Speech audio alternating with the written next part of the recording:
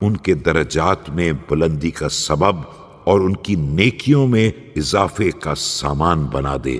اے برائیوں کو کئی گنا نیکیوں میں تبدیل کر دینے والے خدایا، اور اگر انہوں نے کسی قول میں مجھ پر زیادتی کی ہے یا کسی عمل میں حد سے تجاوز کیا ہے یا میرے کسی حق کو برباد کیا ہے یا میرے بارے میں کسی واجب میں کوتاہی کی ہے تو میں اسے معاف کر دیتا ہوں اور انہیں بخشے دے رہا ہوں، بلکہ یہ التماس کرتا ہوں کہ تو ان سے اس کے مواخذے کو برطرف فرما دے کہ میں انہیں اپنے بارے میں متہم نہیں کرنا چاہتا ہوں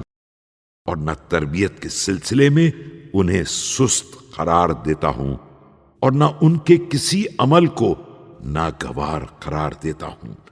کہ مالک ان دونوں کا حق میرے اوپر زیادہ واجب ہے اور ان کے احسانات میری خدمات کے پہلے سے ہیں اور ان کی شان اس سے بالا تر ہے کہ میں کسی عدل کی بنا پر ان سے بدلہ لوں یا ان کے ساتھ برابر کا معاملہ کروں۔ ایسا کروں گا تو ان کے اس احسان کا کیا ہوگا جو انہوں نے میری طویل تربیت کی مشغولیت میں کیا ہے یا میری خبرگیری میں رنج و تاب اٹھایا ہے یا میری حفاظت میں وسعت اور سکون کا سامان فراہم کیا ہے۔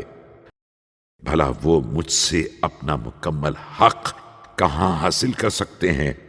میں تو ان کے حقوق کا ادراک بھی نہیں رکھتا ہوں